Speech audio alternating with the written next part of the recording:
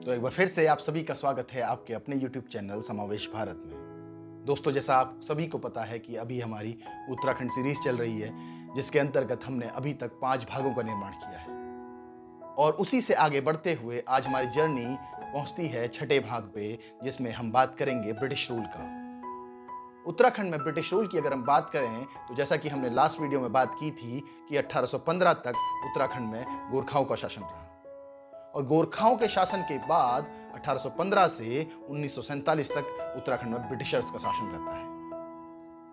सन 1815 में ब्रिटिशर्स द्वारा उत्तराखंड से एक युद्ध करने के बाद गोरखाओं को उत्तराखंड से बाहर भगा दिया जाता है और इसी के अंतर्गत एक संधि के तहत कुमाऊं और गढ़वाल का राज्य ब्रिटिशर्स को सौंप दिया जाता है। 27 अप्रैल 1816 को सुगोली की संधि के अंतर्गत गोरखाओं द्वारा फाइनली उत्तराखंड के कुमाऊं और गढ़वाल को ब्रिटिशर्स को सौंप दिया जाता है और इसी में बाद में ब्रिटिशर्स द्वारा उत्तराखंड को 2 भागों में विभाजित किया जाता है, जिसके अंतर्गत पश्चिमी गढ़वाल का जो क्षेत्र है उसे सुदर्शन शाह को शासन करने के लिए दिया जाता है और बाकी के बचे क्षेत्र पर ब्रिटिशर्स कुमाऊं कमिश्नरी का गठन करते हैं और वहां पर अपना शासन शुरू करते हैं। जो क्षेत्र सुदर्शन शाह को शासन के लिए मिलता है वो होता है टिहरी और उत्तरकाशी का क्षेत्र। इसके अतिरिक्त बाकी का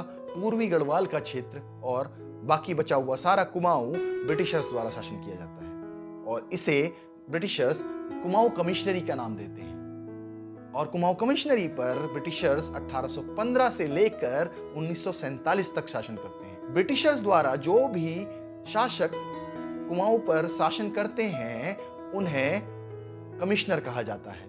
और एक बात और ध्यान देने वाली है कि आगे के वीडियो में जब भी मैं कुमाऊं की बात करूंगा या कुमाऊं कमिश्नरी की बात करूंगा तो मैं ब्रिटिश गढ़वाल और ब्रिटिश कुमाऊं दोनों की ही बात करूंगा, क्योंकि उस समय में इस क्षेत्र को कुमाऊं कमिश्नरी ही कहा जाता था। तो इसलिए मैं दोनों क्षेत्रों के लिए कुमाऊं कमिश्नरी ही यूज करूंगा या कुमाऊं यूज करूंगा। तो कुमाऊं के विभिन्न शासकों को कमिश्नर कहा जाता था और पहले ईस्ट इंडिया कंपनी और बाद में ब्रिटिश सरकार यानी ब्रिटिश गवर्नमेंट के द्वारा उत्तराखंड के क्षेत्र में यानी कि कुमाऊं क्षेत्र में कमिश्नर नियुक्त किए जाते थे। कुमाऊं के अगर सर्वप्रथम कमिश्नर की बात करें तो वो ई गार्डनर थे। उन्होंने लगभग 6 महीने तक कुमाऊं कमिश्नर का पद संभाला, लेकिन उसके बाद मिस्टर ट्रेल कुमाऊं के कमिश्नर बने और वो काफी लंबे समय तक कुमाऊं के कमिश्नर बने रहे। उनके समय में बहुत सारे सुधारवादी कार्य उत्तराखंड के क्षेत्र में हुए। उनके द्वारा किए गए सुधारवादी कार्यों से बहुत सारी पुरानी असभ्य प्रथाओं का भी अंत हुआ, जो कि किसी भी तरीके से एक सभ्य समाज का हिस्सा नहीं होनी चाहिए। और इसके बाद जो एक मुख्य कमिश्नर जिनका नाम बहुत ज्यादा उत्तराखंड के क्षेत्र में प्रसिद्ध है वो हैं सर हेनरी रेमजे या सर हेनरी रामजे। इनका शासन भी काफी लंबे समय तक, ये उत्तराखंड में जो कुमाऊं परिक्षेत्र में सबसे लंबे समय तक शासन करने वाले कमिश्नर रहे। इन्होंने लगभग 40 वर्ष तक उत्तराखंड में कमिश्नर का पदभार संभाला और इनकी प्रसिद्धि इस हद तक थी कि लोग मोहब्बत से या प्यार से इन्हें राम जी कहकर पुकारते थे। इनके शासनकाल में भी बहुत सारे सुधार कार्य उत्तराखंड में हुए, या हम कह सकते हैं कि कुमाऊं कमिश्नरी में इनके द्वारा बहुत सारे सुधार कार्य किए गए। और जब पूरे भारत में 1857 का गदर मचा हुआ था उस टाइम पर उत्तराखंड यानी कि कुमाऊं कमिश्नरी में सर हेनरी रेमजे का ही शासन चल रहा था। उस वक्त कुमाऊं के कमिश्नर सर हेनरी रामजे ही थे और उनके शासन की वजह से कोई भी विरोध का स्वर आपको उत्तराखंड के कुमाऊं क्षेत्र से नहीं सुनने को मिलेगा, क्योंकि उनके द्वारा जो शासन प्रणाली का प्रयोग किया गया वो स्थानीय लोगों से कनेक्ट करने की थी। सर हेनरी रेमजे एक ऐसे व्यक्ति थे जो कि बहुत अच्छी कुमाऊनी बोल लिया करते थे। इस वजह से उनका एक कनेक्ट स्थानीय लोगों के साथ बना हुआ था। इस वजह से स्थानीय लोग उन्हें बहुत प्रेम करते थे और प्रेम करने की वजह से 1857 के टाइम पे कोई बड़ा गदर उत्तराखंड में नहीं हुआ। सिर्फ एक घटना कालू मेहरा की छोड़ दें तो उसके अलावा कोई भी ऐसी बहुत बड़ी घटना उत्तराखंड के क्षेत्र में नहीं हुई। एक छुटपुट घटनाओं के रूप में अगर हम बात करें तो कुछ समय के लिए हल्द्वानी को विद्रोहियों द्वारा कब्जे में लिया गया। तो इस तरीके से क्योंकि बाकी भारत और अगर हम कुमाऊं परिक्षेत्र की बात करें तो शासन में काफ़ी आपको डिफरेंस देखने को मिलता है। बाकी क्षेत्रों में अंग्रेजों का शासन ज़्यादा ही क्रूर था, लेकिन इस क्षेत्र में अगर हम पुराने शासकों के हिसाब से देखें तो कुमाऊं में अंग्रेजों का शासन काफ़ी हद तक सुधारवादी था। इस वजह से कुमाऊं के क्षेत्र में अंग्रेजों के प्रति कुछ बहुत ज़्यादा विद्रोह हमें देखने को नहीं मिलता है, और जो भी विद्रोह होते हैं वो 20वीं शताब्दी में होते हैं, और उसी शताब्दी के दौरान विभिन्न स्वतंत्रता संग्राम सेनानियों के विषय में हमें जानकारी प्राप्त होती है। इस वीडियो में हम जानेंगे उत्तराखंड पर शासन करने वाले विभिन्न कमिश्नरों के विषय में, और विभिन्न स्वतंत्रता संग्राम सेनानियों के विषय में, और विभिन्न हुई घटनाओं के विषय में जो कि उत्तराखंड में घटी। तो चलिए शुरू करते हैं और जानते हैं उत्तराखंड में ब्रिटिश रूल को, कि वो रूल किस तरीके का रहा। 1815 में गोरखों को पराजित करने के उपरांत कंपनी ने सिगौली की संधि से कुमाऊं तथा गढ़वाल को ईस्ट इंडिया कंपनी द्वारा शासित क्षेत्र के अंतर्गत ले लिया और एक पृथक प्रशासनिक इकाई के रूप में कुमाऊं कमिश्नरी का गठन हुआ। वर्तमान देहरादून जिले का भूभाग मेरठ कमिश्नरी के अंतर्गत सहारनपुर जिले से संयुक्त किया गया। मंदाकिनी और अलकनंदा का पश्चिमी भाग राजा सुदर्शन शाह को दिया गया। राजा ने भागीरथी और भीलांगना नदी के बाएं तट पर स्थित टिहरी नामक एक छोटे से गांव को अपनी राजधानी बनाया। इस क्षेत्र में औपनिवेशिक शासन के 13 दशकों में से George William Traill, J.H. Batten तथा हेनरी रैमजे का युग व्यापक निर्माण व परिवर्तनों का युग रहा। इस अवधि में विभिन्न बंदोबस्तों के माध्यम से कुमाऊं की प्रशासनिक इकाइयों और उनकी सीमाओं के पुनर्गठन के साथ साथ भू व्यवस्था को भी एक नया स्वरूप प्रदान किया गया। 1815 में एडवर्ड गार्डनर को कुमाऊं का प्रथम कमिश्नर नियुक्त किया गया, किंतु 6 माह बाद ही मिस्टर ट्रेल को कमिश्नर बनाया गया। 1816 में मिस्टर ट्रेल को कुमाऊं का द्वितीय कमिश्नर बनाया गया। मिस्टर ट्रेल को कुमाऊं का प्रथम वास्तविक कमिश्नर भी कहा जाता है। ट्रेल स्वयं के बनाए नियमों के अनुसार चलता था, इसीलिए ट्रेल के शासनकाल को कोप न वकील न अपील न दलील कहा जाता था। ट्रेल द्वारा कुमाऊं को 26 परगनों में विभक्त किया गया था। 1823 में ट्रेल ने भूमि बंदोबस्त करवाया था, जिसे 80 साला पंचशाला बंदोबस्त भी कहा जाता है। ट्रेल ने 1819 में 9 पटवारियों के नए पद बनाए थे। पटवारियों को रेवेन्यू पुलिस की संज्ञा दी गई थी, क्योंकि उस समय पटवारी पुलिस का कार्य भी करते थे। ट्रेल के ही कार्यकाल में अपराध को कम करने के लिए अल्मोड़ा में 1816 में और पौड़ी में 1821 में जेलों की स्थापना की गई थी। ट्रेल ने अल्मोड़ा से श्रीनगर के बीच डाक व्यवस्था की भी शुरुआत की थी। 1822 में कुमाऊं में आबकारी विभाग की स्थापना भी ट्रेल के द्वारा ही की गई थी, और 1834 में ट्रेल के द्वारा ही हल्द्वानी नगर की भी स्थापना की गई थी। उसके बाद जॉर्ज गोबिन कुमाऊं कमिश्नर बना। जॉर्ज गोबिन के द्वारा 1836 में दास प्रथा का अंत किया गया था, और जॉर्ज गोबिन के द्वारा ही गोरखाओं द्वारा बनी हुई दिव्य न्याय प्रथा को भी समाप्त किया गया था।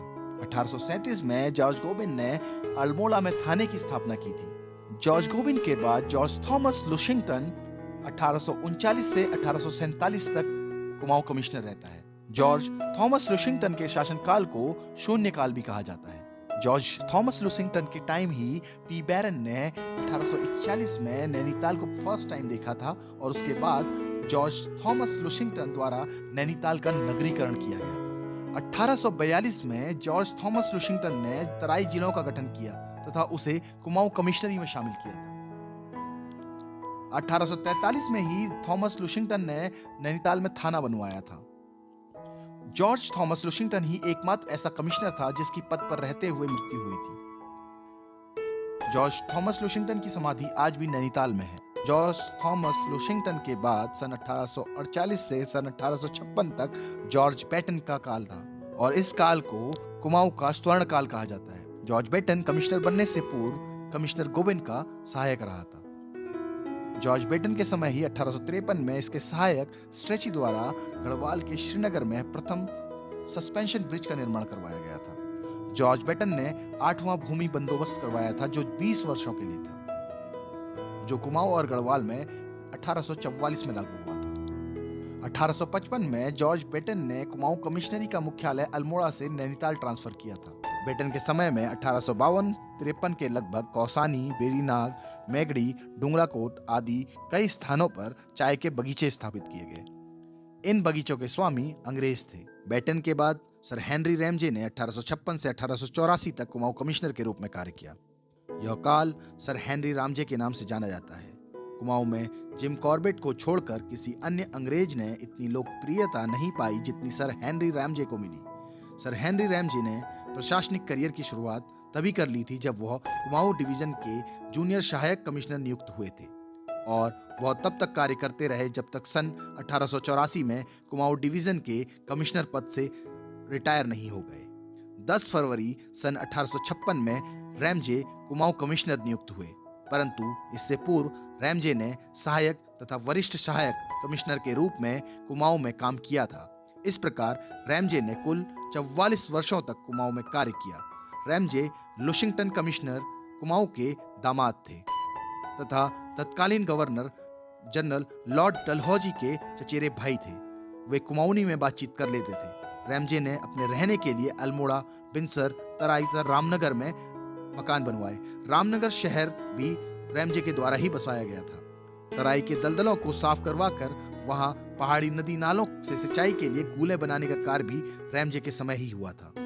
वे 4 महीने पहाड़ पर, 4 महीने अल्मोड़ा तथा शेष 4 महीने तराई भाबर में बिताते थे। अंग्रेजों ने रैमजे को कुमाऊं का राजा कहा है। पर्वतीय वासियों के लिए वे सबका सुख दुख सुनने वाले रामजी साहब थे।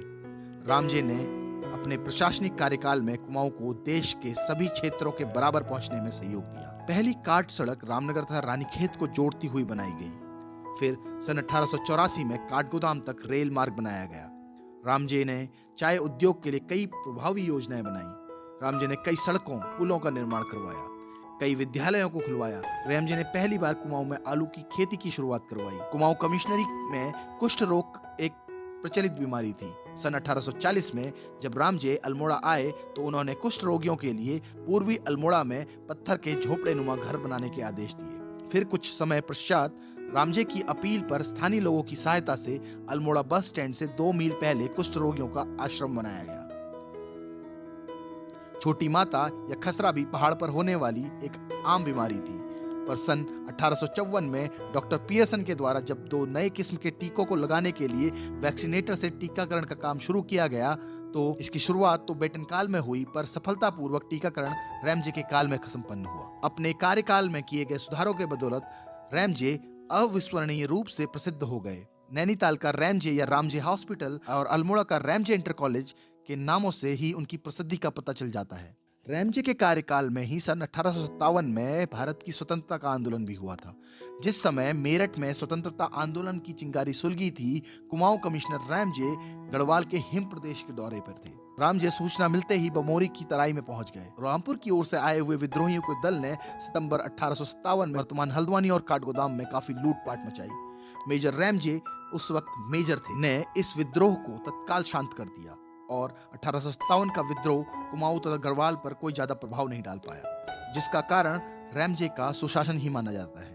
सन 1884 में रैमजे कुमाऊं कमिश्नरी के पद से रिटायर हुए और अपने रिटायरमेंट के 8 साल बाद तक रैमजे कुमाऊं में ही रहे। सन 1892 में रैमजे इंग्लैंड को रवाना हुए और उसके 1 साल बाद 1893 में रैमजे की मृत्यु हो गई। सर हेनरी रैमजे के पश्चात 17 और कमिश्नरों ने कुमाऊं और गढ़वाल पर शासन किया। ये तो थी बात विभिन्न कमिश्नरों की जिन्होंने कुमाऊं पर शासन किया। इसके अलावा जब हम 20वीं शताब्दी में पहुंचते हैं तो कुमाऊं में भी आजादी की ललक जागती है और बहुत सारे स्वतंत्रता संग्राम सेनानियों के विषय में हमें जानकारी प्राप्त होती है जिन्होंने मुख्यतः 20वीं शताब्दी में ही कार्य किया। भारत के प्रथम स्वतंत्रता संघर्ष के बहुत उल्लेखनीय प्रभाव इस क्षेत्र में देखने को नहीं मिलते हैं और कुल मिलाकर कमिश्नर रैमजे का शासनकाल शांतिपूर्ण शासनकाल माना जाता है। इसी दौरान सरकार के लिए अनुचर समाचारों का प्रस्तुतिकरण करने के लिए सन 1868 के समय में विनोद तथा 1871 में अल्मोड़ा अखबार की भी शुरुआत हुई।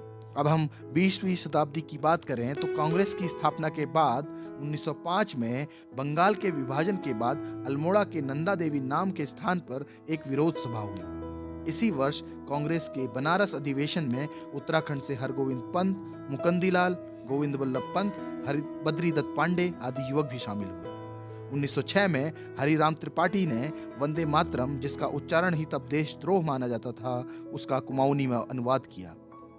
भारतीय स्वतंत्रता आंदोलन की एक इकाई के रूप में उत्तराखंड में स्वाधीनता संग्राम के दौरान 1913 में कांग्रेस अधिवेशन में उत्तराखंड के ज्यादा प्रतिनिधि सम्मिलित हुए। इसी वर्ष उत्तराखंड के अनुसूचित जातियों के उत्थान के लिए गठित टमटा सुधारिणी सभा का रूपांतरण एक व्यापक शिल्पकार महासभा के रूप में हुआ।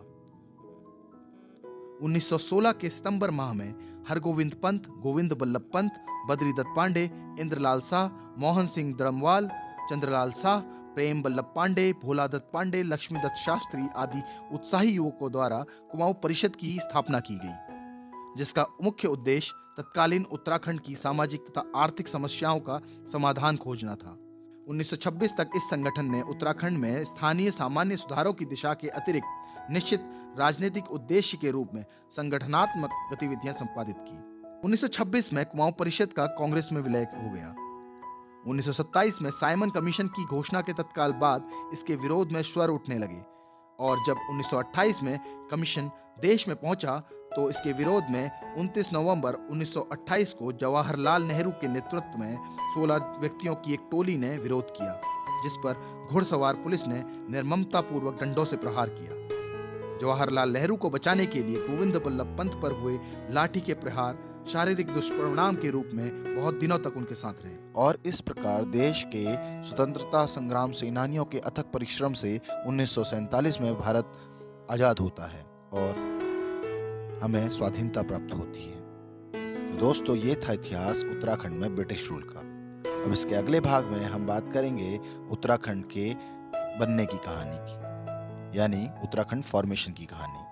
तो दोस्तों, उम्मीद करता हूं कि आपको ये वीडियो पसंद आया होगा, और अगर ये वीडियो आपको पसंद आया है तो प्लीज़ हमारे चैनल को सब्सक्राइब करें और इस वीडियो को ज़्यादा से ज़्यादा लोगों तक पहुंचाएं। और इसी के साथ मिलते हैं उत्तराखंड के इतिहास की अगली सीरीज में, जिसमें हम जानेंगे उत्तराखंड के फॉर्मेशन के विषय में, यानी कि सर्वप्रथम मांग उत्तराखंड बनाने के लिए कब उठी। ये सब जानेंगे हम उत्तराखंड के इतिहास के अंतिम भाग में, जो कि इसके बाद का भाग होगा। तब तक के लिए दोस्तों, नमस्कार।